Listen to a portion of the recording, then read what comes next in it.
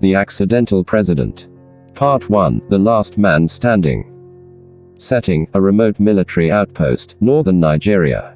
Captain Joshua Odum stared out at the sun-baked horizon, a thin line of shimmering heat that blurred the boundary between earth and sky. The outpost was a far cry from the bustling life of Lagos or the power corridors of Abuja. Here, in the remote northern region of Nigeria, the land was harsh and unforgiving, a barren expanse of red earth and scrub brush, interrupted only by the occasional cluster of trees or the distant silhouette of a wandering camel. The nearest village, a small settlement of mud brick huts, was several miles away. Life here was quiet, monotonous, and, until recently, safe.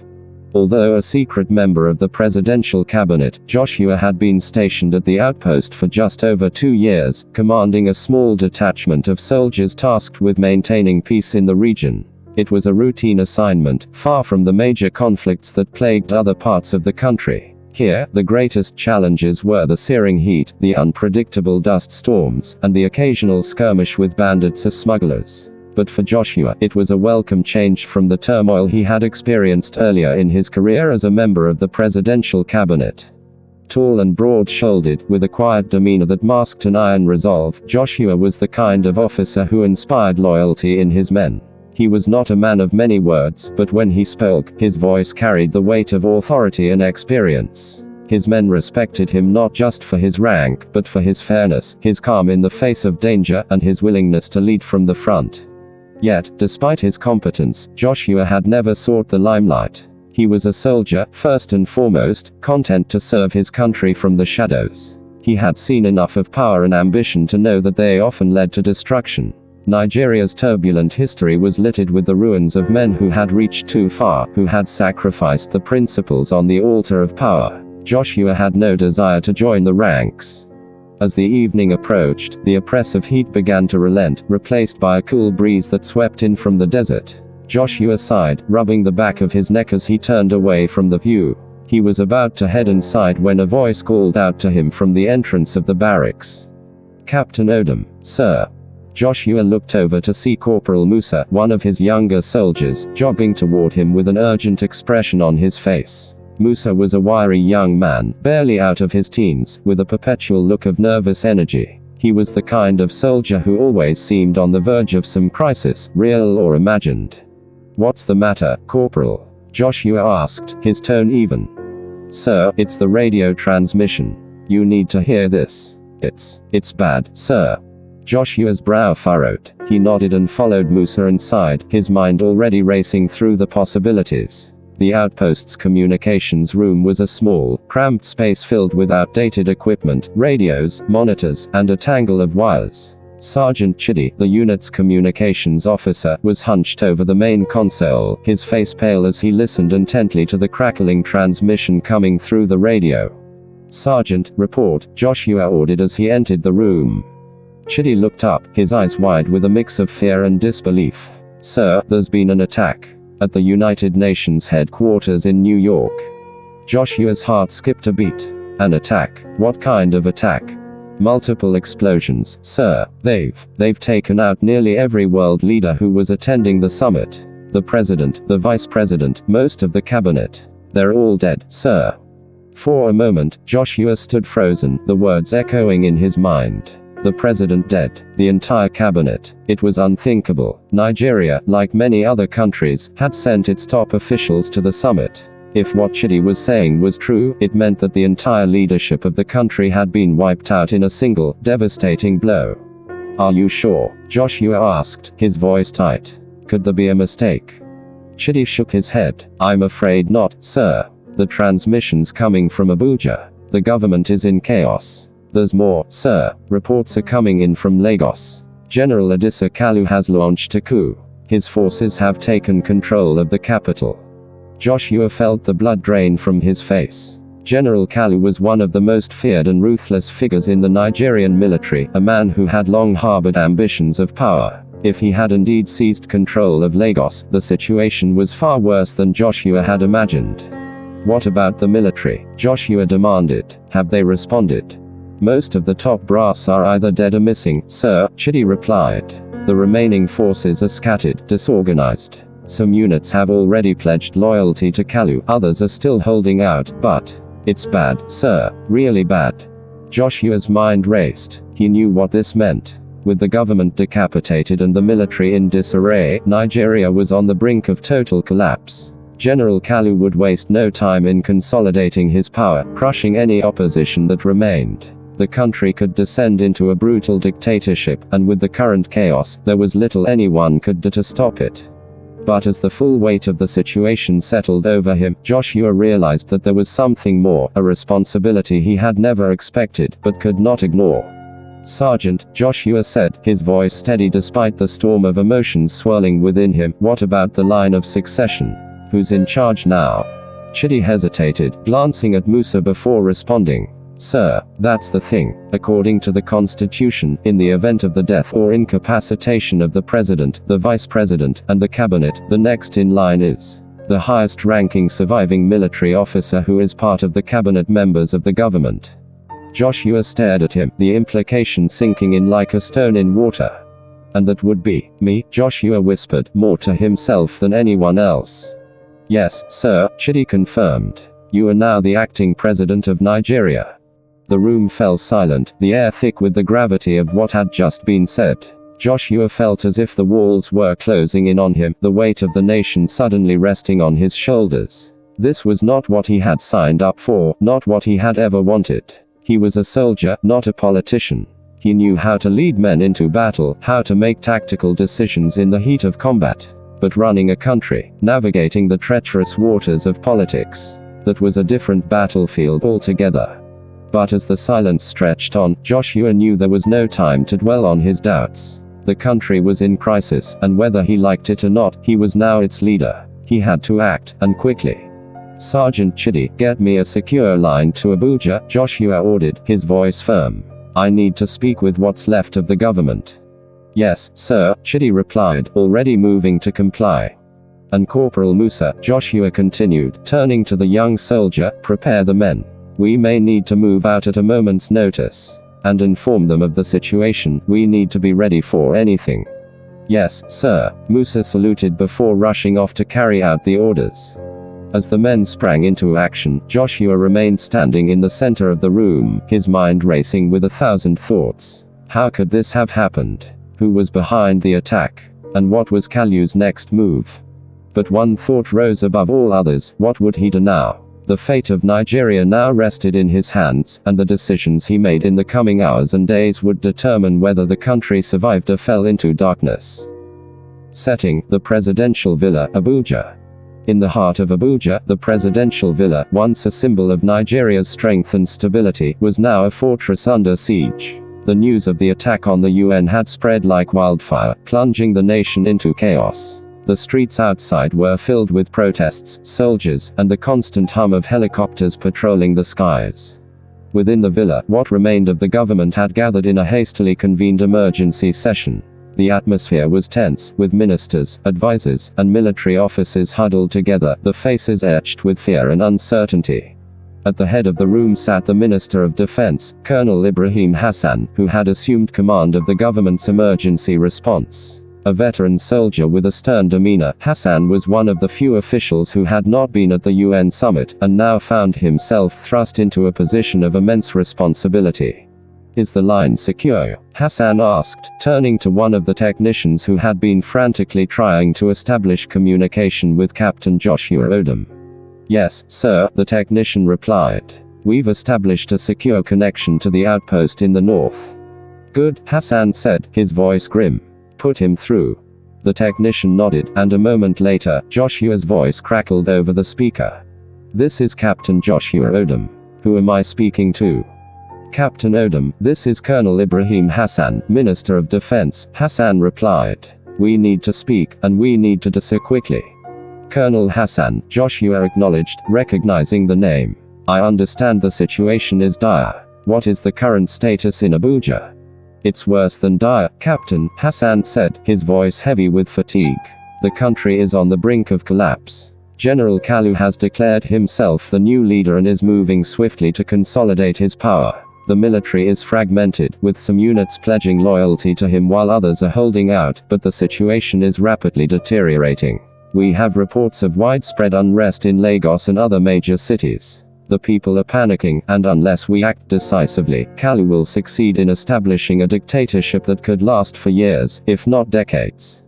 Joshua took a deep breath, absorbing the enormity of what Hassan was saying. And what about the government? What is left of it? Most of the ministers and senior officials were at the UN summit, Hassan replied grimly. Those of us who were not, myself included, are doing our best to keep things together, but we're stretched thin. We need a leader, captain, someone who can rally the remaining loyal forces and provide a sense of direction for the country. That leader, according to the constitution, is you. Joshua felt a cold shiver run down his spine. The situation was even worse than he had feared. The country was teetering on the edge of a precipice, and he was the only one who could pull it back. What do you need from me, Colonel? Joshua asked, his voice steady despite the turmoil inside him. We need you to take charge, Captain, Hassan said, his tone urgent. You must come to Abuja as soon as possible. We can arrange for a secure transport to bring you here. Once you're here, you can assume the role of acting president and begin the process of restoring order. The people need to see that there is still a government, that there is still hope. Joshua hesitated. The thought of leaving his men, his post, and stepping into the center of this storm was overwhelming. But he knew he didn't have a choice. The country needed him, whether he was ready or not. I'll come, Joshua finally said, his voice firm. But I need to know one thing, Colonel, what do you expect me to do once I'm there? I may hold the title, but I've never governed a country before. I'm a soldier, not a politician. Hassan's voice softened, a hint of understanding creeping into his tone. We know that, Captain. But right now, we don't need a politician, we need a leader. We need someone who can make tough decisions, who can command respect, and who can restore order. You have the authority, and you have the respect of the military. The rest we will figure out together. Joshua nodded, even though Hassan couldn't see him. Understood. I'll make the necessary preparations here and be ready to leave as soon as possible. We'll arrange for your transport immediately, Hassan replied. And Captain, thank you. The country owes you a great debt. Joshua didn't respond to that. Instead, he simply said, I'll be ready, and ended the call. As the connection went dead, Joshua stood in silence for a moment, his thoughts a whirlwind of doubt, fear, and determination. He knew that the task ahead was monumental, and the stakes couldn't be higher. But there was no turning back now. He was the acting president of Nigeria, and the fate of the nation rested on his shoulders. Setting, the barracks, northern Nigeria. The news spread through the outpost like wildfire. Within minutes, every soldier knew that the captain had just been thrust into the role of the nation's leader. The mood in the barracks was a mixture of disbelief, anxiety, and a strange sense of pride. For years, they had served under Joshua, respecting him as a fair and capable leader. But this was something else entirely. Joshua returned to his quarters to pack his few belongings, his mind still reeling from the events of the past hour. He moved mechanically, stuffing his uniforms, personal items, and a small photo of his late parents into a duffel bag. His thoughts kept drifting back to the enormity of the task ahead. He had never imagined that his life would take such a dramatic turn. He had always been content with his role in the military, serving his country quietly and effectively. But now, that quiet life was over. As he zipped up his bag, there was a knock at the door. Joshua turned to see Sergeant Chidi standing in the doorway, his expression a mix of concern and admiration. Captain, I mean, Mr. President, Chidi began awkwardly. Joshua gave a small, rueful smile. Let's stick with Captain for now, Sergeant. It's going to take some getting used to. Chidi nodded, relief washing over his face. Captain, the men are ready. We've arranged for a helicopter to take you to Abuja. It should be here within the hour. Good, Joshua said, slinging the duffel bag over his shoulder. And the outpost? What's the plan here? We'll maintain our position for now, Chidi replied. But if things get worse, if General Kalu's forces push further north, we might have to pull back and regroup. Joshua nodded. Stay vigilant, Chidi, and remember, no matter what happens, the men are counting on you to keep them safe. Yes, sir, Chidi said, standing a little taller. We'll be ready. As Joshua stepped out of his quarters, he was met with the sight of his soldiers standing at attention, their faces solemn and resolute. These were the men he had trained, fought beside, and led through countless challenges. Now, they were looking to him for guidance in a time of unprecedented crisis. Joshua paused, looking each of them in the eye before speaking. "I know this isn't what any of us expected," he began, his voice steady and strong. "But the country needs us. It needs all of us to step up and do our duty. I'll be leaving for Abuja shortly, but I need you all to continue holding this outpost. Keep the peace here, protect the people, and be ready for anything." The soldiers nodded, their expressions serious. They understood the gravity of the situation, and they trusted the captain to lead them, no matter where that might take him. As the sound of helicopter blades began to hum in the distance, Joshua turned to leave. But before he could, Corporal Musa stepped forward, his usual nervous energy replaced by a quiet determination. "Captain," Musa said, his voice wavering slightly, "I just wanted to say, we're with you, sir. No matter what." Joshua placed a hand on Musa's shoulder, a gesture of reassurance. "Thank you, Corporal. That means more than you know." With that, Joshua walked out into the fading light of the evening, the helicopter now visible in the sky above. As it touched down, kicking up a cloud of dust, Joshua took one last look at the outpost, the men he had led for the past 2 years, and the land he had come to know so well. Then, with a deep breath, he boarded the helicopter and prepared to face whatever lay ahead. Setting: the presidential villa, Abuja. The flight to Abuja was brief but tense. Joshua sat in the back of the helicopter, staring out at the landscape below, his mind racing with thoughts of what awaited him.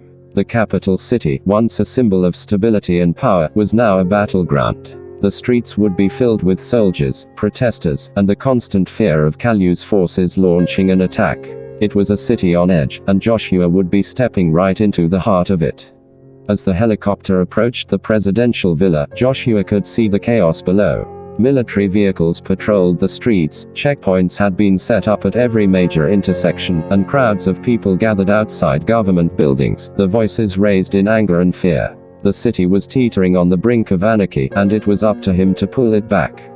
The helicopter touched down on the helipad at the presidential villa, and Joshua was met by a contingent of soldiers and government officials. Colonel Hassan was there, waiting at the edge of the helipad, his face drawn with fatigue but his eyes sharp and alert. "Captain Odum," Hassan said, stepping forward as Joshua disembarked. "Welcome to Abuja." "Thank you, Colonel," Joshua replied, shaking Hassan's hand firmly. "I understand there's no time to waste. What's our first move?" Hassan led Joshua inside, the sound of the boots echoing through the empty halls of the villa. "We've managed to secure the villa and a few key government buildings, but the situation is extremely volatile. General Kalu's forces are closing in, and we expect him to make a move within the next 24 hours. Our first priority is to secure the military's loyalty and rally any remaining units that are still loyal to the Constitution. Without them, we don't stand a chance." Joshua nodded, his mind already working through the logistics. "And what about the public? How are they reacting?" Hassan grimaced. "The people are scared, confused. They've heard rumors about the coup, but they don't know who to trust. We need to address the nation as soon as possible, reassure them that the government is still functioning, and that we have a plan to restore order." "Agreed," Joshua said. "But first, we need to secure our defenses. Kalu will strike hard and fast. We need to be ready." As they reached the main conference room, Hassan turned to Joshua, his expression serious. "Captain, Mr. President, I know this is a lot to take in. But we need your leadership now more than ever. The country is counting on you." Joshua looked at the room full of government officials, military officers, and advisors, all of them turning to him with expectant eyes. The weight of responsibility pressed down on him like never before, but he knew there was no turning back. The fate of the nation rested on his shoulders, and every decision he made from this moment forward would determine whether Nigeria survived or crumbled under the weight of chaos. Joshua took a deep breath, then stepped forward into the conference room, his eyes scanning the faces around him.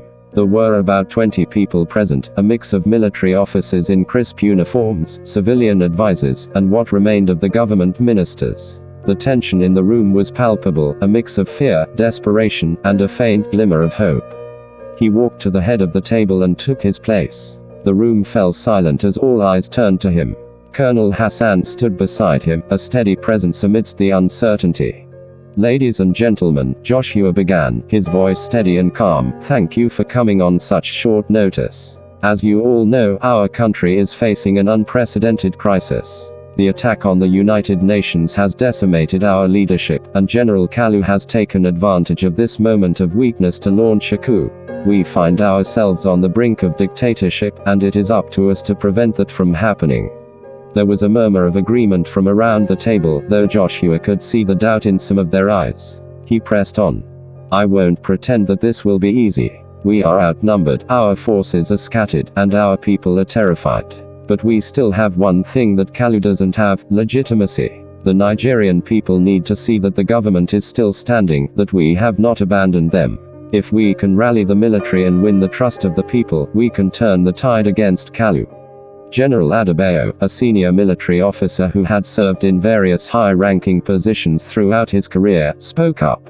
"Captain Odum, Mr. President, we've been receiving reports that Kalu's forces are mobilizing near Lagos. They're heavily armed, and we expect them to make a push toward Abuja within the next 24 to 48 hours. If we're going to make a stand, we need to fortify our positions and ensure that we have enough loyal troops to hold them off."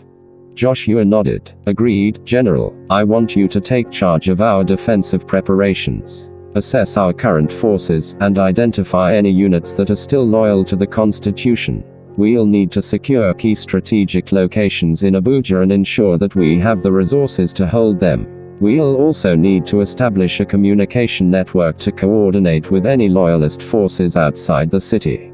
Adebayo nodded. "Consider it done, sir. I'll have a report on our capabilities by the end of the day." Joshua turned to Colonel Hassan. "Colonel, I need you to work with the intelligence services. We need to know Kalu's exact movements, his strategies, and any weaknesses we can exploit. I also want to establish contact with our allies abroad. We're going to need international support if we're going to turn this around." Hassan gave a curt nod. "I'll get on it right away, Mr. President. We'll need to be discreet, though. Kalu has eyes and ears everywhere. We can't afford to tip our hand too early." Joshua looked around the room again, his gaze settling on the civilian ministers who had been silent so far. Among them was Sarah Onyekachi, the Minister of Information, a sharp-witted woman with a reputation for being both pragmatic and fiercely loyal to the nation. "Minister Onyekachi," Joshua said, "we need to control the narrative. Right now, the people are scared and uncertain. We need to address the nation, explain the situation, and let them know that the government is still functioning. I want you to prepare a statement that we can broadcast as soon as possible. We need to reassure the public and rally the support against Kalu." Onyekachi nodded, her eyes narrowing as she considered the task ahead. "I'll draft a statement immediately, Mr. President. But we'll need more than just words. The people need to see action. They need to know that we're doing everything possible to protect them." "We will show them that, Minister," Joshua replied. "But right now, they need to hear from the leader. And that's what I intend to do." Joshua knew that the speech he was about to give would be the most important of his life. It had to be strong, reassuring, and inspiring. He needed to convey confidence, even if he didn't fully feel it himself. As the meeting adjourned, Joshua retreated to a smaller, more private office where he could gather his thoughts and prepare for his address to the nation. Colonel Hassan followed him, closing the door behind them. "Joshua," Hassan said, dropping the formalities now that they were alone, "I know this isn't easy for you. But you're doing the right thing. The country needs someone like you right now, someone who can make tough decisions and stand firm in the face of adversity." Joshua sat down at the desk, his hands resting on the polished wood surface. "I appreciate that, Hassan. But I'm still trying to wrap my head around all of this. A few hours ago, I was just a soldier, doing my duty at a remote outpost. Now, I'm the acting president of Nigeria, and I'm expected to save the country from a dictator. It's a lot." Hassan nodded sympathetically. "I can't imagine what you're going through, but you're not alone in this. We're all in this together, and we'll support you every step of the way. You've got the training, the experience, and most importantly, the respect of the men and women in the military. They'll follow you, Joshua. Just show them that you're willing to lead." Joshua looked up at Hassan, seeing the sincerity in his eyes. "Thank you, Hassan. I'll do my best." With that, Hassan left the room, giving Joshua the time he needed to prepare. Joshua leaned back in his chair, staring at the ceiling as he tried to organize his thoughts. He knew that the people of Nigeria were looking to him for guidance, for reassurance that everything would be all right.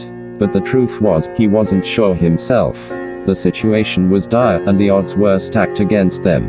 But he also knew that he couldn't let his doubts show. The people needed to believe in him, and in the government. After a few moments of contemplation, Joshua straightened up and began to draft his speech. He wrote with a clear purpose, drawing on his experience as a soldier, his deep love for his country, and the lessons he had learned over the years. He wrote about unity, about strength in the face of adversity, and about the importance of standing together against tyranny. His words flowed with a passion that surprised even him, and by the time he was finished, he felt a renewed sense of determination.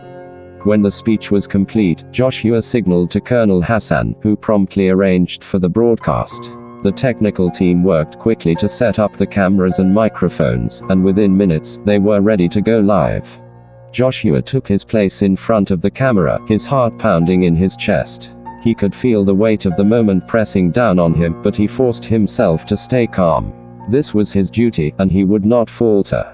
The red light on the camera blinked on, signaling that they were live.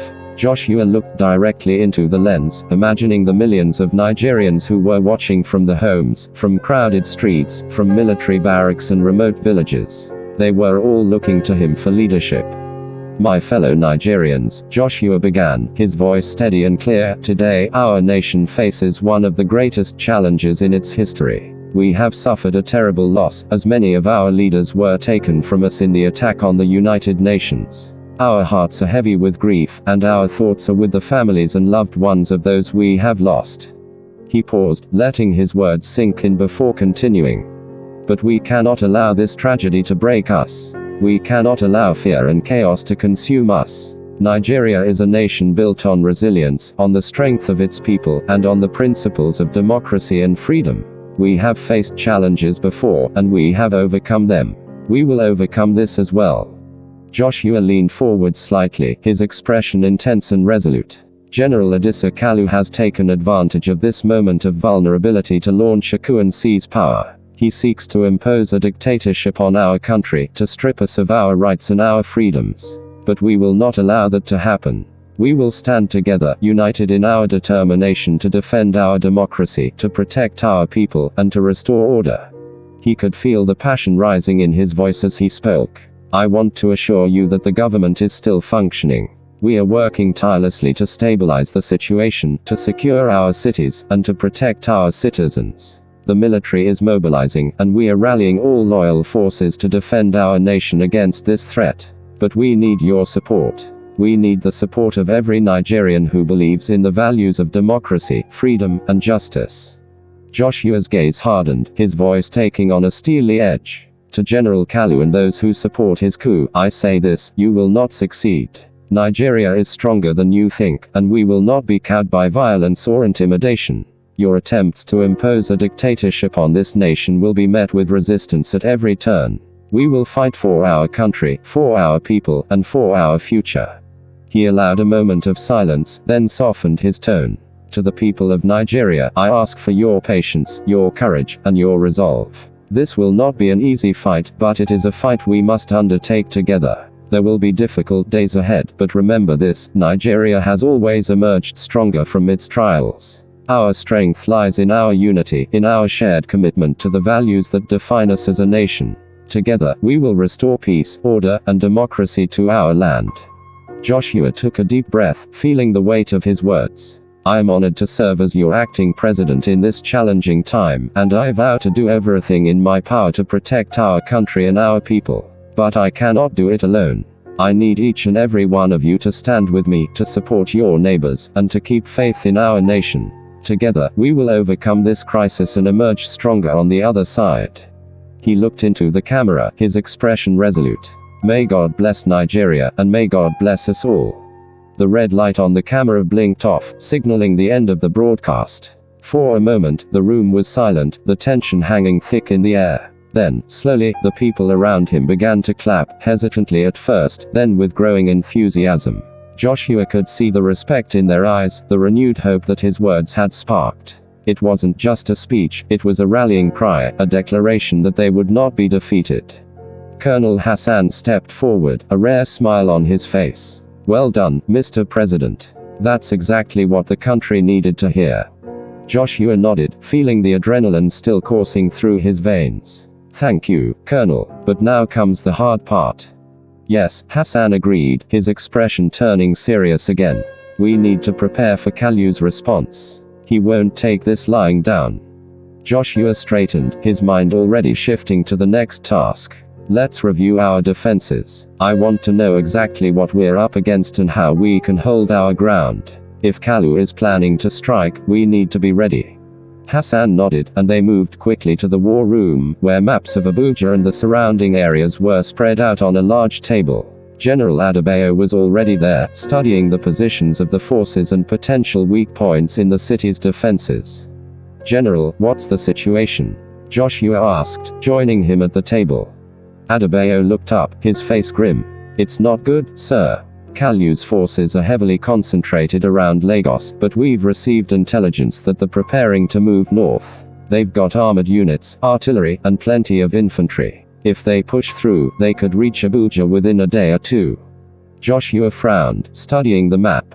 "What about our defenses? How many troops do we have that are loyal to the government?"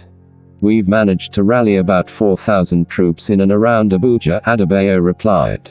"But they're spread thin, and many of them are still reeling from the loss of the leadership.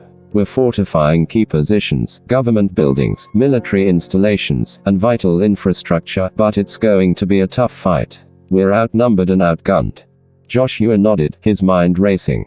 "We need to hold them off long enough to regroup and get reinforcements. We can't let Kalu take the capital. If he does, it'll be almost impossible to dislodge him." Hassan stepped forward. "We've also been in contact with some of our allies abroad.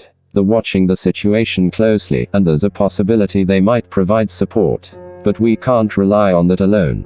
We need to buy ourselves time."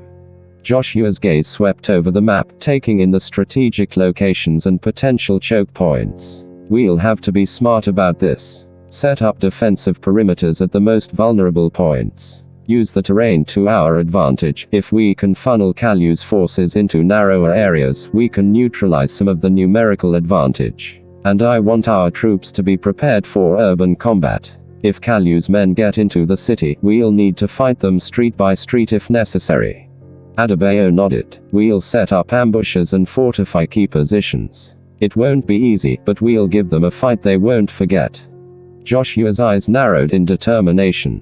"And I want to reach out to any remaining loyalist units outside Abuja. We need all the reinforcements we can get. Send out word that the government is still standing, and that we need the support to repel Kalu's forces."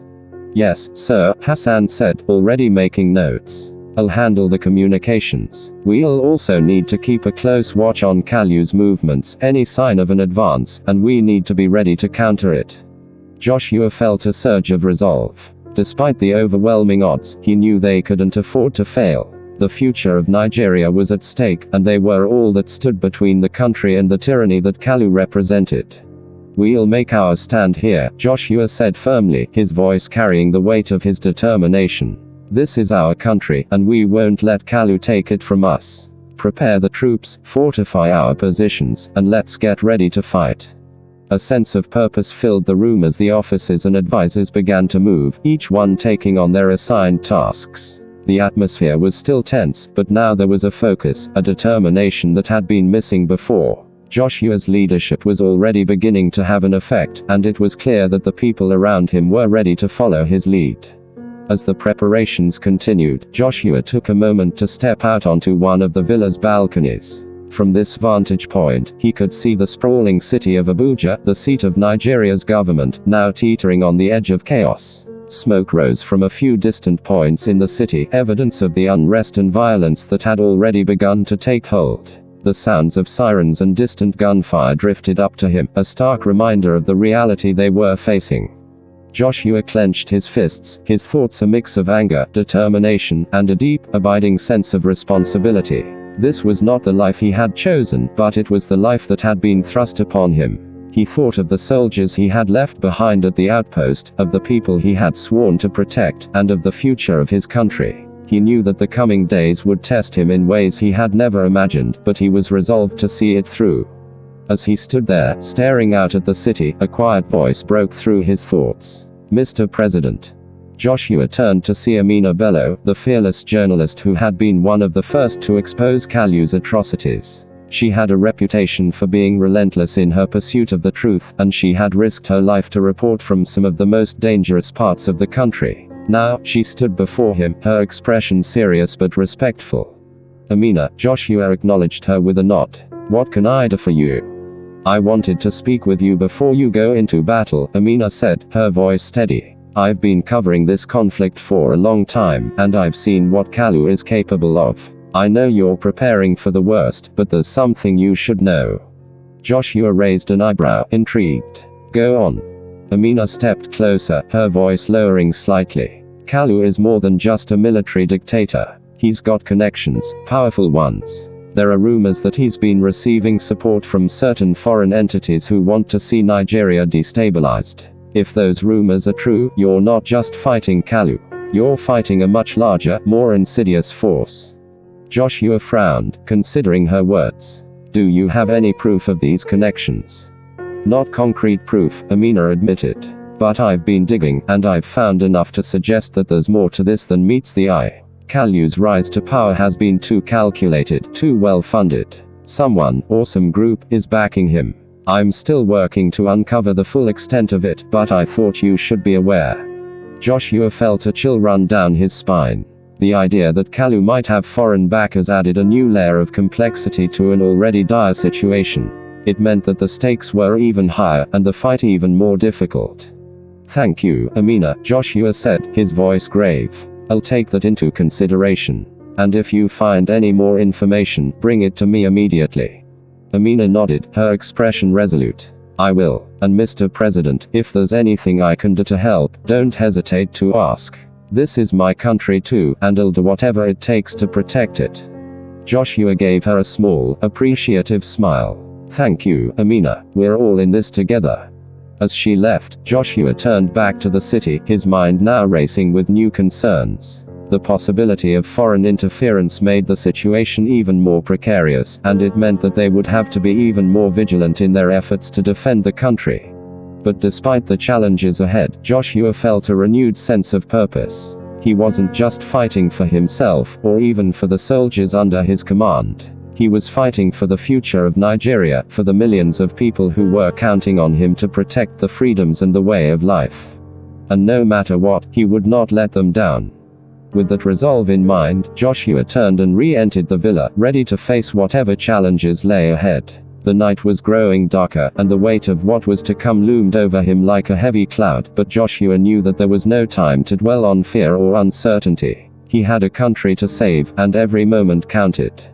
Back inside the villa, the preparations were well underway. The war room buzzed with activity, with officers and advisors moving quickly to coordinate the plans. Joshua rejoined Colonel Hassan and General Adebayo, who were deep in discussion over the latest intelligence reports.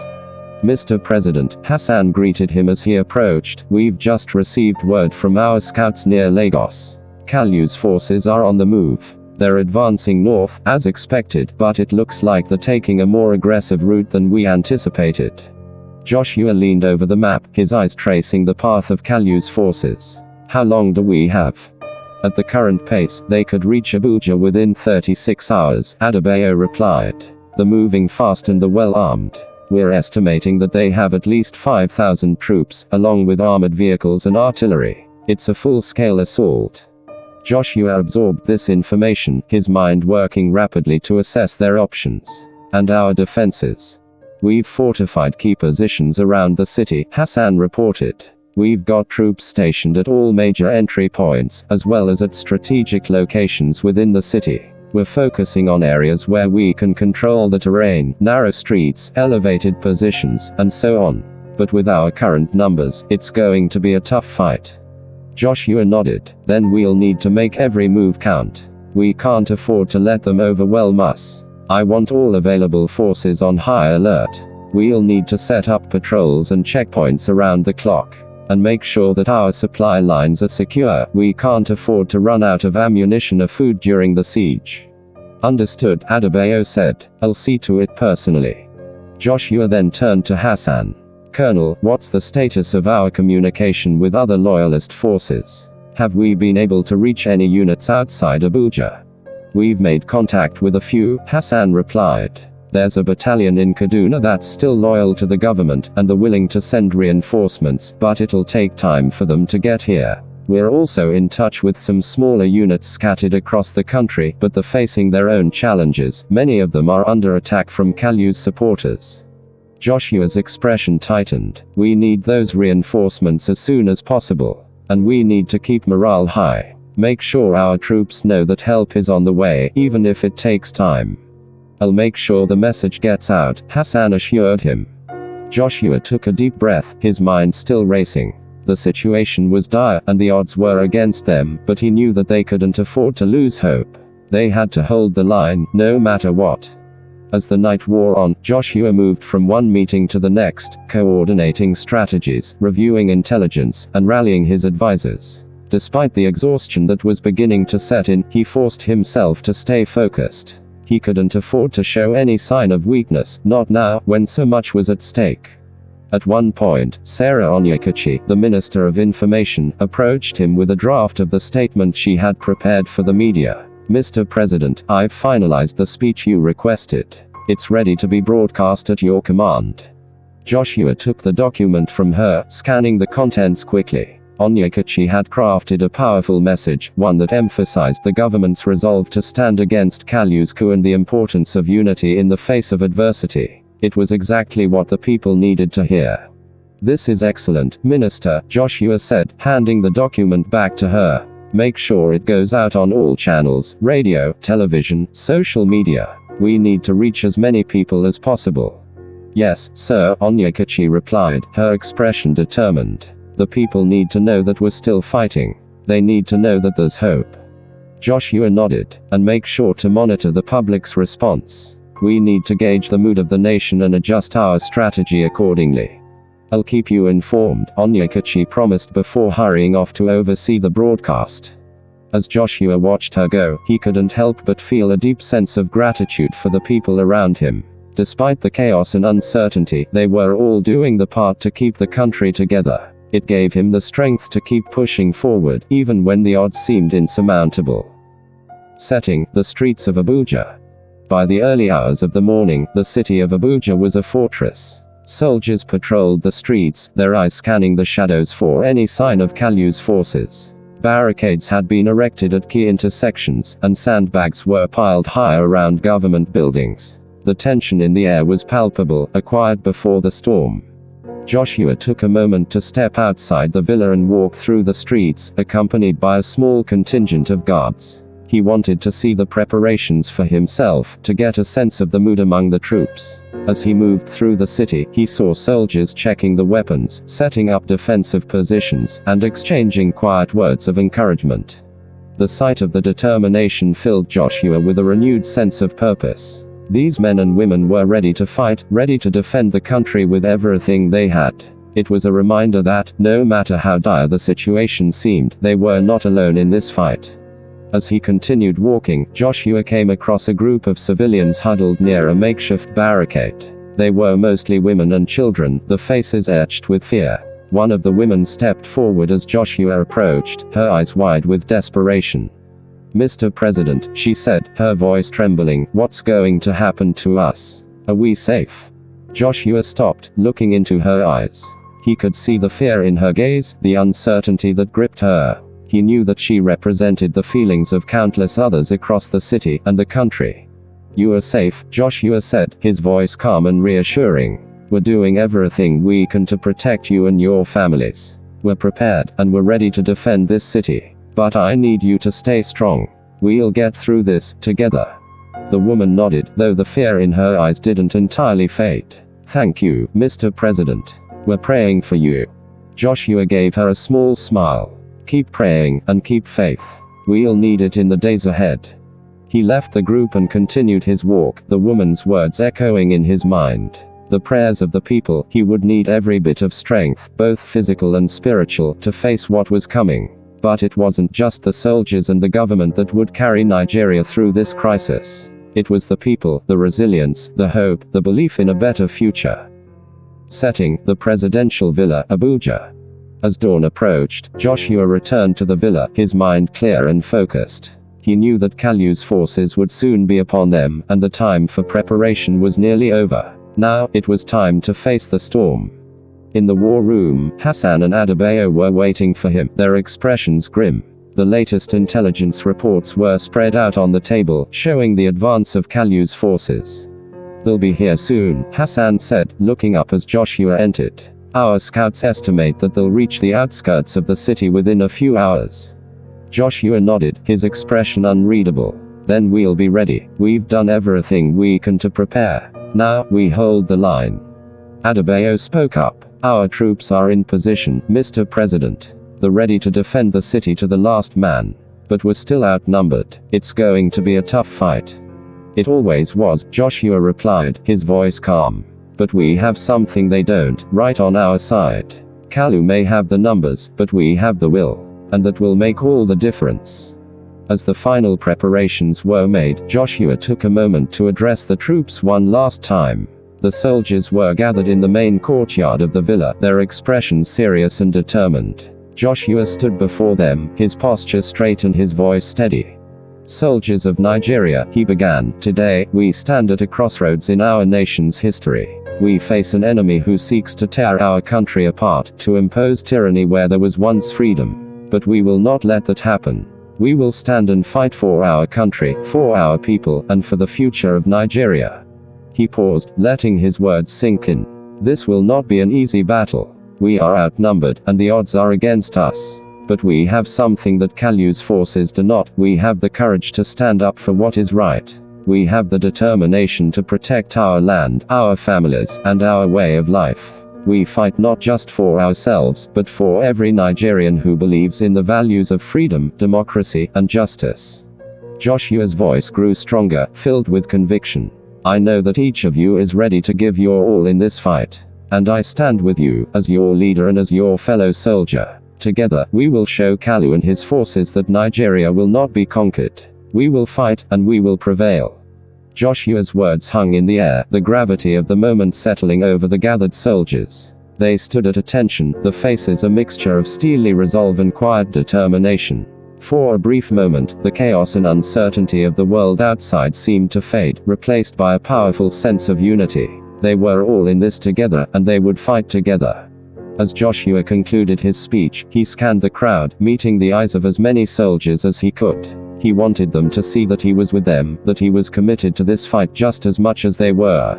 This wasn't just about commands or orders, this was about the shared duty to the country and to each other.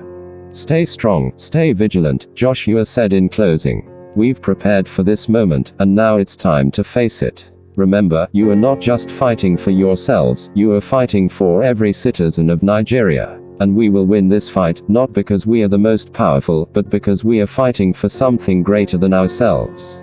A murmur of agreement rippled through the ranks, and then the soldiers saluted, a unified gesture of respect and solidarity. Joshua returned the salute, feeling the weight of the trust in him. It was both humbling and empowering, a reminder of the responsibility he now carried. As the soldiers dispersed to take the positions, Colonel Hassan and General Adebayo approached Joshua, their expressions serious but approving. "That was a fine speech, Mr. President," Hassan said. "The men needed to hear that. They needed to know that you're in this with them." Joshua nodded, still feeling the intensity of the moment. "They deserve the truth. This won't be easy, and they need to know what's at stake. But we've done everything we can to prepare. Now, it's time to act." "Indeed," Adebayo agreed. "Kalu's forces will be here soon. We've fortified the key positions as best we can, but it's going to be a long day." Joshua looked around the courtyard, the rising sun casting a pale light over the villa. It was the calm before the storm, a moment of stillness before the battle began. He knew that the coming hours would test them all in ways they could hardly imagine, but he also knew that they had no choice but to face it head on. "Let's make sure we're ready for anything," Joshua said, his voice firm. "We'll meet them with everything we've got." Setting, the outskirts of Abuja. As the sun climbed higher in the sky, the first signs of Kalu's advancing forces began to appear on the outskirts of the city. Scouts and reconnaissance units reported back with grim news. The enemy was moving in fast, the numbers far greater than anticipated. The sound of distant engines and the rumble of heavy machinery echoed across the plains, a stark reminder of the power they were up against. Joshua and his command team monitored the situation from the war room, their eyes fixed on the maps and screens that displayed the incoming reports. The tension was palpable, a thick, suffocating presence that hung over everyone. They had prepared as best they could, but now it was time to see if their efforts would be enough. Colonel Hassan stood beside Joshua, his expression grave. "Mr. President, we've just received word that Kalu's lead elements have breached the first line of defense. They're moving faster than expected." Joshua's jaw tightened. "How are our troops holding up?" "They're putting up a strong fight, but they're heavily outnumbered," Hassan replied. "We've got snipers and anti-tank units in place, but Kalu's forces are bringing in heavy armor. They're trying to punch through our defenses before we can mount a coordinated counterattack." Joshua glanced at General Adebayo, who was reviewing the tactical map. "General, what's our best move here?" Adebayo traced a line on the map with his finger. "We need to draw them into the city, where we can use the urban terrain to our advantage. If we can force them into the narrow streets and alleyways, we can neutralize some of the firepower. We've set up choke points and fortified buildings in strategic locations. If we can hold those, we might be able to stall their advance long enough to regroup and hit them from multiple angles." Joshua nodded, his mind racing through the possibilities. It was a risky strategy, but it might be the best chance to level the playing field. "Let's do it. Pull our forward units back into the city, and prepare for urban combat. Make sure the troops know the plan. This is going to get messy." Adebayo immediately began issuing orders, and the command center buzzed with activity as officers relayed instructions to the front lines. Joshua watched it all unfold, a mix of anxiety and determination churning within him. The battle for Abuja had begun, and there was no turning back now. As the minutes ticked by, the sounds of combat grew closer, distant explosions, the rapid crackle of gunfire, the heavy thud of artillery. The enemy was closing in, and soon they would be at the city's doorstep. Joshua knew that this was the moment of truth. Everything they had done, all the preparations, all the sacrifices, had led to this. If they could hold the city, they might have a chance to turn the tide. But if Kalu's forces broke through, it could mean the end of everything they had fought for. "Let's move to the tactical command post," Joshua said to Hassan and Adebayo. "I want to be as close to the front as possible." "Yes, sir," Hassan replied, leading the way. The tactical command post had been set up in a fortified building near the center of the city, close enough to the front lines to monitor the battle in real time but secure enough to withstand a direct assault. As Joshua and his team arrived, they were greeted by the intense atmosphere of the command post, radios crackling with reports, maps spread out on tables, and officers huddled over screens showing live feeds from drones and surveillance cameras. Joshua quickly took his place at the central command table, where he could oversee the unfolding battle. The screens showed a chaotic scene. Kalu's forces were advancing through the outskirts of the city, the tanks and armored vehicles pushing forward with ruthless efficiency. Nigerian soldiers were fighting valiantly to hold them back, but the sheer number of enemy troops was overwhelming.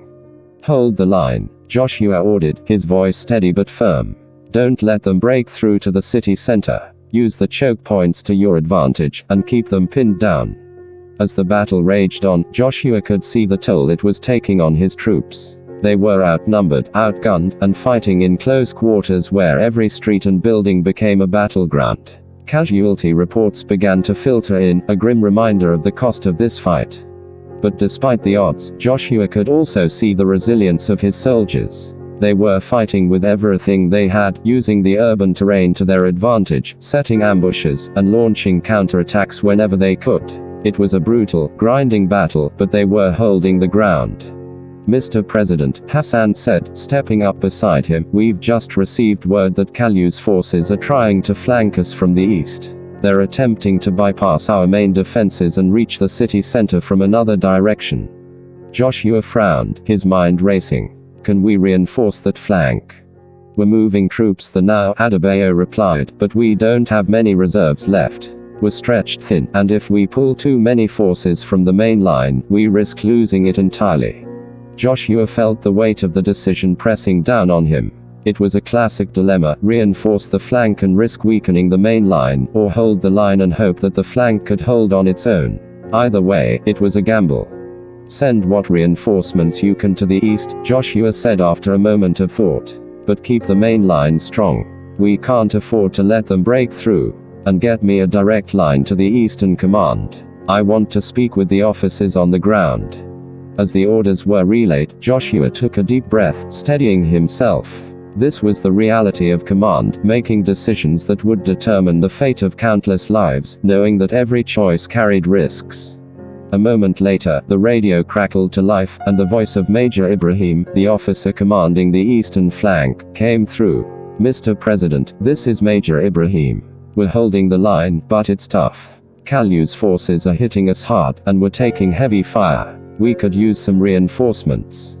They're on the way, Major, Joshua replied, his voice firm. Hold your position as best you can. We can't let them reach the city center.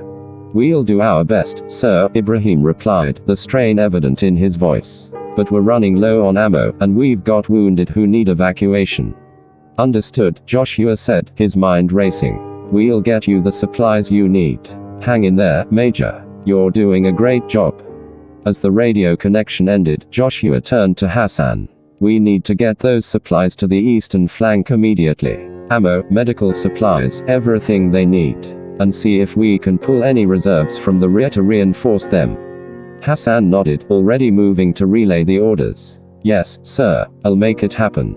Joshua watched as the battle continued to unfold on the screens before him. It was a brutal, relentless struggle, with each side throwing everything they had into the fray. Joshua could see the strain on the faces of his officers, the growing desperation as reports of casualties and equipment losses mounted. But there was also a fierce determination in their eyes, a refusal to give in, no matter how grim the situation became. As the minutes ticked by, the intensity of the fighting only increased. The eastern flank was holding, but just barely. Joshua's decision to reinforce the position had bought them some time, but the enemy was relentless, probing for any weakness they could exploit. The sounds of battle echoed through the command post, distant explosions, the staccato of gunfire, the occasional shout of orders. Joshua moved between the screens, absorbing every detail, every piece of information that could give them an edge. He knew that the tide of battle could turn at any moment, and he had to be ready to act. The fate of Abuja, and perhaps all of Nigeria, rested on his shoulders. Mr. President, a young officer called out, we've just received an urgent transmission from one of our forward positions on the western front. They're reporting a significant buildup of enemy forces. It looks like Kalu is planning a concentrated assault in that sector. Joshua quickly moved to the officer's station, his eyes narrowing as he studied the report. The western front had been relatively quiet until now, with most of the fighting focused on the eastern and southern flanks. But if Kalu was shifting his focus, it could mean that he was trying to split the defenses or divert their attention from another maneuver. Can we confirm this build-up? Joshua asked, his mind racing. We're trying to get more intel, sir, but it's difficult with the ongoing fighting, the officer replied. Our scouts are reporting increased enemy activity, but we haven't been able to get a clear picture yet. Joshua weighed the options. If the build-up was real, they needed to reinforce the western front quickly. But if it was a feint, a trick to draw the forces away from the main battle, they couldn't afford to fall for it. Get me eyes on that sector, Joshua ordered. Deploy drones, increase surveillance, whatever it takes. I need to know exactly what we're dealing with before we commit more troops. Yes, sir, the officer responded, immediately setting to work. As the officer relayed Joshua's orders, General Adebayo stepped up beside him. Mr. President, I don't like this. Kalu's been keeping us off balance from the start, and this sudden shift in focus could be part of a larger strategy. We need to be careful. I agree, Joshua said, his voice low. That's why I want confirmation before we move. We're stretched thin as it is, and we can't afford to spread ourselves too far. Adebayo nodded, his expression grim. Understood. I'll keep the reserves on standby, but we'll be ready to move at a moment's notice. Joshua returned to the main command table, his mind churning with possibilities. He had seen enough combat to know that battles often turned on the smallest details, a misjudgment, a delay in response, an overlooked threat. Kalu was a seasoned military leader, and he was playing this battle like a master tactician, forcing Joshua to make difficult decisions at every turn. As the battle dragged on, reports continued to pour in from the various fronts. The situation remained critical, with both sides locked in a deadly stalemate. Joshua knew that if they didn't find a way to break the deadlock, the battle could drag on for hours, or even days, sapping the strength and morale. Then, just as Joshua was beginning to consider the next move, a sudden flurry of activity erupted from the surveillance team. One of the drones patrolling the western front had picked up something, a large convoy of enemy vehicles, moving rapidly toward the city. Mr. President, the surveillance officer called out, his voice urgent, we've got visual confirmation. Kalu's forces are making a major push on the western front. It's a full-scale assault, armor, infantry, the works. Joshua's heart sank. This was it, the moment Kalu had been waiting for. The enemy had committed the reserves to the western front, and if they broke through, they could outflank Joshua's forces and storm the city center. General Adebayo, deploy the reserves to the western front immediately, Joshua ordered, his voice sharp and decisive. We need to hold them off at all costs. Adebayo nodded, already moving to relay the orders. We'll hit them with everything we've got. Joshua watched as the map on the central screen lit up with activity. The reserves were mobilizing, moving quickly to reinforce the western defenses. But he knew that this would be the last major push. If they couldn't hold the line here, there would be no second chance. The minutes that followed were some of the longest of Joshua's life. He stood at the command table, his eyes glued to the screen, his hands clenched into fists at his sides. The sounds of battle echoed in his ears, every explosion, every burst of gunfire sending a jolt of tension through his body. Then, finally, the first reports began to filter in from the western front. The enemy had hit the lines hard, with wave after wave of armored vehicles and infantry trying to break through. But the Nigerian forces, bolstered by the reinforcements, were holding firm. They had set up a series of defensive positions, using the natural terrain and urban obstacles to slow the enemy's advance. The fighting was intense, brutal, but they were holding. Mr. President, Adebayo said, his voice tense but controlled, the western front is holding, but it's taking everything we've got. Kalu's forces are throwing everything they have at us. If we can hold out for a few more hours, we might be able to break the momentum. Joshua nodded, his eyes never leaving the screen. We have to hold. Tell the men to dig in, they need to buy us as much time as possible. We need to look for any opportunity to counterattack. As the battle raged on, Joshua could see that the tide was slowly beginning to turn. The enemy's momentum was faltering, their advance slowed by the determined resistance of the Nigerian forces. It wasn't a victory, at least not yet, but it was a sign that they could hold the ground. And then, just when it seemed that they might finally gain the upper hand, a new threat emerged. One of the surveillance officers shouted in alarm, drawing everyone's attention to the eastern front. Mr. President, we've got incoming. The officer yelled. Kalu's forces are launching a massive artillery barrage on the eastern flank. They're trying to soften us up for a breakthrough. Joshua's eyes widened as he saw the reports coming in. The eastern flank, already under heavy pressure, was now being hammered by a relentless bombardment. If the enemy managed to break through there, it could spell disaster for the entire defense. Pull back any forces we can spare from the southern front and reinforce the east, Joshua ordered, his voice filled with urgency. We can't let them break through. Hassan was already on it, coordinating the movements of the troops. But as he worked, Joshua could see the strain on his friend's face. They were running out of options, running out of time. The next few hours were a blur of desperate action. The Nigerian forces fought with everything they had, holding the line against the enemy's relentless assault. The city became a battlefield, with every street, every building, every inch of ground contested. The sounds of combat were deafening, explosions, gunfire, the shouts of soldiers and the cries of the wounded. But through it all, Joshua remained focused, his mind clear despite the chaos around him. He knew that this was the moment that would decide the fate of Nigeria. If they could hold out, if they could withstand the enemy's onslaught, they might still have a chance to turn the tide. Finally, as the sun began to set on that long, harrowing day, the reports started to change. The enemy's attacks were slowing, the forces exhausted and depleted. Kalu's troops had thrown everything they had into the assault, but they had not broken the Nigerian defenses. Mr. President, Adebayo said, a note of cautious optimism in his voice, it looks like we've held them. The enemy is pulling back, regrouping. They've taken heavy losses. Joshua allowed himself a brief moment of relief. They had done it. They had held the city. But he knew that the battle was far from over. Good work, General, Joshua said, his voice firm. But we can't let up. We need to press the advantage. Launch counterattacks on the flanks, disrupt the retreat. We need to keep the pressure on them while they're vulnerable. Adebayo nodded, already issuing the orders. We'll keep them on the run, Mr. President. As the Nigerian forces moved to exploit the enemy's weakness, Joshua took a moment to reflect on what they had achieved. It had been a brutal, bloody day, and they had paid a heavy price. But they had held the line, and that was something to be proud of. He turned to Colonel Hassan, who was still at his side, his expression one of quiet determination. We're not done yet, Colonel. But we've shown Kalu that we won't be broken. Now we need to finish this.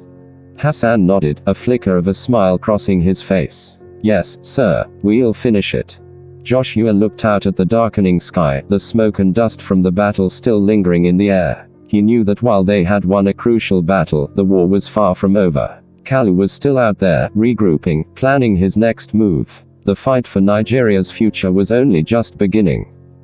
Setting, the presidential villa, Abuja.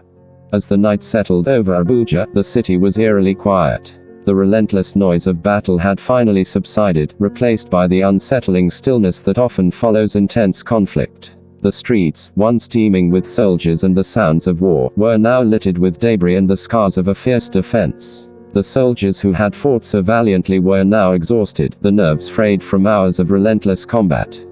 Inside the presidential villa, the atmosphere was tense, but there was also a sense of cautious relief. The command team had reconvened in the war room, their expressions a mix of exhaustion and determination. They had held the line, but everyone knew that this was just the beginning of a long and grueling campaign.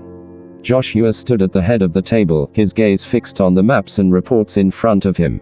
His mind was already turning to the next steps, the strategies they would need to employ to maintain the momentum. He couldn't afford to rest, not while Kalu was still out there, still a threat to everything they had fought for. We've bought ourselves some time, Joshua said, his voice steady despite the fatigue that gnawed at him. But we can't afford to be complacent. Kalu's forces will regroup, and they'll come at us again. We need to be ready. General Adebayo, his face lined with exhaustion, nodded in agreement. We've inflicted significant damage on the forces, but they're not done yet. They'll try to find another way in, another weak point to exploit. Colonel Hassan, who had been reviewing the latest intelligence reports, looked up with a concerned expression. Our scouts report that Kalu's forces have pulled back to a defensive position about 10 kilometers outside the city. They're fortifying the lines, preparing for another push. It looks like they're digging in for a prolonged siege. Joshua absorbed this information, his mind racing through the possibilities. A siege would be a different kind of battle, one that required endurance and resourcefulness. They would need to secure the supply lines, fortify the defenses, and find ways to disrupt the enemy's operations. What's our situation with supplies? Joshua asked, turning to one of the logistics officers. We're holding steady for now, Mr. President, the officer replied. But if this turns into a prolonged siege, we'll need to start rationing. We've already begun stockpiling essentials, food, water, medical supplies, but we'll need to maintain a steady flow of resources if we're going to last. Joshua nodded. We need to secure those supply lines. Make sure we have contingency plans in place, alternate routes, underground networks, anything that can keep us supplied if the main roads are cut off. And we need to start thinking about how we can disrupt Kalu's supply lines. If we can starve his forces, we might be able to break the siege before it fully takes hold. Adebayo leaned forward, his eyes focused on the map. We could organize raids on the supply convoys. Hit them where they're weakest, force them to stretch the resources thin. It's risky, but it might give us the edge we need. I agree, Joshua said. We'll need to be strategic about it, hit and run tactics, surprise attacks. We need to keep them off balance, make it difficult for them to maintain the position. As the discussion continued, Joshua could feel the exhaustion settling in. His body was screaming for rest, but his mind refused to slow down. He knew that they were entering a critical phase of the conflict, and every decision they made now would have far-reaching consequences. Finally, after hours of planning and strategizing, the meeting began to wind down. The officers and advisors left the war room one by one, each of them tasked with specific duties to prepare for the coming days. Joshua remained behind, staring at the map, lost in thought. Colonel Hassan was the last to leave, but he hesitated at the door, glancing back at Joshua. Mr. President, you should get some rest. You've been at this 4 hours. We'll need you sharp for what's coming. Joshua looked up, meeting Hassan's concerned gaze. I will, Hassan. Just a little more time to think. Hassan nodded, understanding the weight that Joshua was carrying. Don't carry it all yourself, Joshua. We're with you in this. With that, Hassan left the room, leaving Joshua alone with his thoughts. The silence of the war room was oppressive, filled with the ghosts of decisions made and lives lost. Joshua knew that this was the burden of leadership, the heavy mantle that he had taken on, even though he had never sought it. He turned his attention back to the map, tracing the lines that marked the front, the positions of his forces, and the areas still under threat. Every inch of that map represented lives, people who were counting on him to make the right decisions, to lead them through this dark time. But despite the pressure, despite the fear that gnawed at the edges of his resolve, Joshua felt a deep sense of purpose. He hadn't asked for this role, but now that it had been thrust upon him, he would see it through. He would fight for his country, for his people, for the future of Nigeria. With a final glance at the map, Joshua turned and left the war room. He needed to rest, to recharge his strength for the battles that lay ahead. But even as he walked through the quiet halls of the villa, his mind was still racing, still planning, still preparing for the next move. Setting: Kalu's headquarters, outside Abuja. Meanwhile, in a makeshift command center on the outskirts of Abuja, General Kalu was seething with rage. The day had not gone as he had planned. His forces had been repelled, their advance stalled by Joshua's unexpectedly resilient defense. He had underestimated the captain, and it had cost him. Kalu paced the room, his hands clenched into fists at his sides. Around him, his top commanders stood silently, afraid to speak, afraid to provoke the wrath of a man who was known for his volatility. Kalu's eyes were dark with anger, his mind racing with thoughts of revenge. How did this happen? Kalu finally snarled, his voice low and dangerous. How did a mere captain, no, a nobody, manage to hold off my forces? One of his commanders, a grizzled veteran with scars that told the story of a lifetime of battle, stepped forward cautiously. The captain was well prepared, General. He used the terrain to his advantage, and his men fought with surprising tenacity. We underestimated him. Underestimated him. Kalu's voice rose, a note of fury creeping into his tone. You think I care about your excuses? I want results. I want Abuja in flames, and that fool Odum's head on a spike. The room fell silent, the tension so thick it was almost suffocating. Kalu's commanders knew better than to argue with him when he was in this mood. They had seen what happened to those who failed to deliver what he demanded. Kalu turned to the map that dominated the center of the room, his eyes narrowing as he studied the positions of his forces. His original plan had been simple: overwhelm the city with sheer force, crush any resistance, and take control of Abuja within a day. But now, that plan had been derailed, and Kalu knew he needed to rethink his strategy. Odum is clever, Kalu muttered to himself, his voice low and cold. But he's also weak. He doesn't have the numbers, and he doesn't have the ruthlessness to do what needs to be done. We'll break him. Kalu looked up, his eyes blazing with a new determination. We're going to tighten the noose around Abuja. We'll cut off the supply lines, starve them out, and bombard them day and night until they beg for mercy. And when the weak, when the broken, we'll strike the killing blow. His commanders nodded, relief washing over them at the clarity of Kalu's plan. It was a brutal strategy, one that played to Kalu's strengths, his willingness to use any means necessary to achieve his goals, no matter the cost. We'll need to secure our own supply lines, General, one of the commanders pointed out. If we're going to lay siege to the city, we'll need to ensure that we can maintain our position for as long as it takes. Kalu nodded, his mind already working through the logistics. Do whatever you need to do. Pull in resources from the surrounding regions, requisition supplies from the local populace, whatever it takes. And increase the bombardment. I want those dogs to suffer. Kalu's eyes gleamed with malice as he continued to outline his plans. He was determined to break Joshua Odum, to show him, and the world, that no one could stand in his way. The siege of Abuja would be a demonstration of his power, a warning to anyone who dared to defy him. As the meeting continued, Kalu's mood began to improve. He could see the path to victory now, and it was paved with the bodies of those who opposed him. The thought filled him with a dark satisfaction, a sense of inevitability. He would win, because he was willing to do what others would not. And when Abuja finally fell, when Joshua Odum lay dead at his feet, Kalu would be there to claim the spoils of victory. He would take his place as the ruler of Nigeria, the man who had brought the country to its knees and then remade it in his image. It was a vision that had driven him for years, and now, it was within his grasp. Kalu's lips curled into a cruel smile as he turned to his commanders. Prepare for the final assault. We end this tomorrow. The commanders nodded, relief evident on their faces. They had been given their orders, and they knew what was expected of them. Failure was not an option, not if they wanted to avoid the wrath of the leader. As the commanders dispersed to carry out his orders, Kalu remained in the command center, his mind still turning over the details of the coming battle. He knew that Joshua Odum was a formidable opponent, a man who had proven himself time and again in the heat of battle.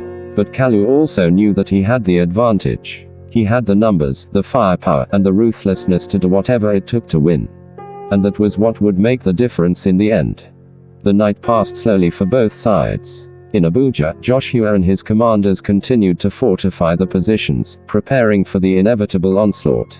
Every available soldier was put to work, digging trenches, setting up barricades, and reinforcing the city's defenses. They knew that they were up against a superior force, but they also knew that they had no choice but to fight. Joshua spent the hours before dawn moving among his men, offering words of encouragement and making sure that everything was in place. He could see the exhaustion in the faces, the fear that lurked behind the determined eyes. But he could also see the resolve, the willingness to stand and fight for the country. We're going to make it through this, Joshua told them, his voice steady and calm.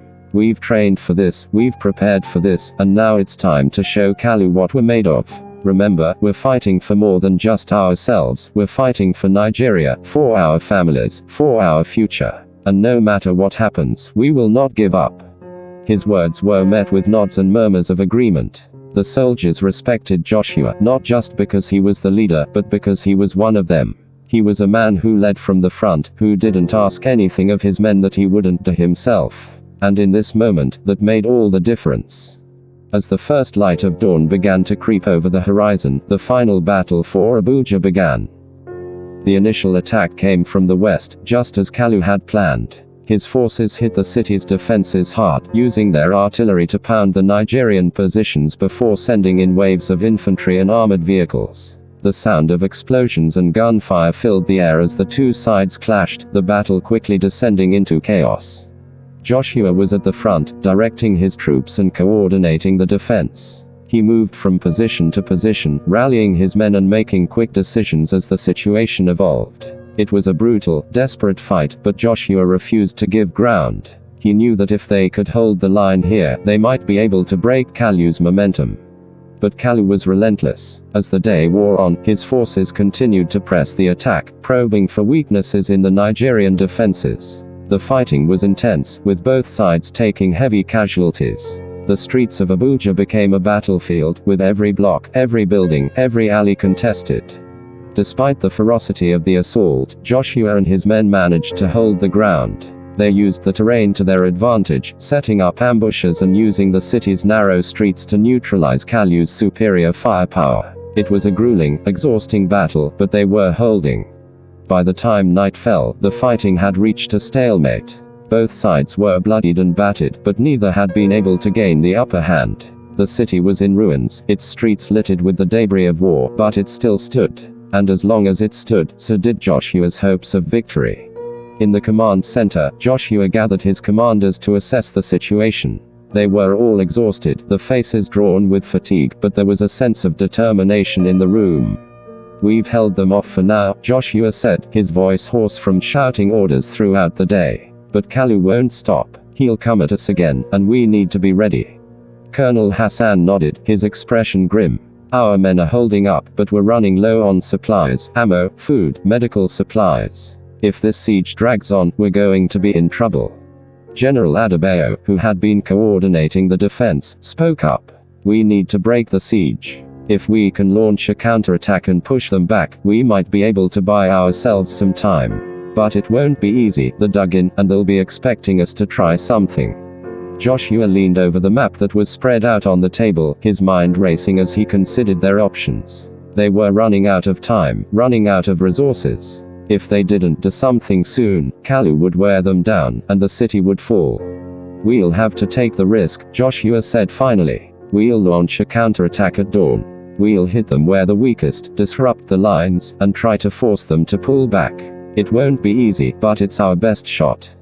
The commanders nodded in agreement. They all knew what was at stake, and they trusted Joshua's judgment. They had followed him this far, and they would follow him into the fire if necessary. The plan was quickly put into motion. Throughout the night, the Nigerian forces prepared for the counterattack, gathering what supplies they could and positioning the troops for the assault. Joshua knew that this was the last, best chance to break the siege. If they failed, it could mean the end of the resistance. As the first light of dawn broke over the horizon, the Nigerian forces launched the counterattack. They struck hard and fast, catching Kalu's forces off guard. The initial assault was a success, with the Nigerians breaking through the enemy lines and pushing them back. It was a fierce, intense battle, with both sides fighting with everything they had. Joshua was in the thick of it, leading his men from the front. He knew that this was the moment that would decide the fate of Abuja, and he was determined to see it through. The fighting was brutal, with both sides taking heavy casualties, but the Nigerians were making progress. But Kalu was not one to give up easily. As the day wore on, he threw more and more of his forces into the battle, determined to crush the resistance once and for all. The Nigerian advance began to slow, and soon, they were fighting just to hold the ground they had taken. "We need to pull back," General Adebayo shouted over the din of battle. "We're too exposed out here, we're going to get overrun." Joshua gritted his teeth, knowing that the general was right. They had pushed too far, too fast, and now they were in danger of being cut off. "Fall back," he ordered. "Regroup at the secondary line." The retreat was chaotic, with the Nigerians fighting every step of the way to avoid being encircled. They managed to pull back to the secondary defensive positions, but the cost had been high. Many of the best soldiers had been lost, and the momentum had been broken. As Joshua and his remaining commanders regrouped in the command center, the grim reality of the situation began to sink in. They had thrown everything they had into the counterattack, and it hadn't been enough. Kalu's forces were still out there, and they were still strong. "We can't keep this up," Colonel Hassan said, his voice heavy with exhaustion. "Our men are exhausted, our supplies are nearly gone. We can't hold out much longer." "What other choice do we have?" Joshua replied, his voice hard. "If we surrender, Kalu will destroy everything we've fought for. We can't let that happen." General Adebayo looked at Joshua, his eyes filled with the weight of the decision they were facing. "We need reinforcements, sir. If we don't get more men, more supplies, we're not going to last." "I've already sent out calls for help," Joshua said. "But we can't count on anyone coming to our rescue. We have to hold this city with what we have." The room fell silent as the commanders absorbed Joshua's words. They all knew what was at stake, and they all knew the odds were against them. But they also knew that Joshua was right, there was no alternative. They had to keep fighting, no matter the cost. The battle for Abuja was far from over, and the days ahead would test them all to the limits. But as long as Joshua Odum was standing, they would keep fighting. They would hold the line, they would resist, and they would find a way to survive. End of Part 1, The Last Man Standing.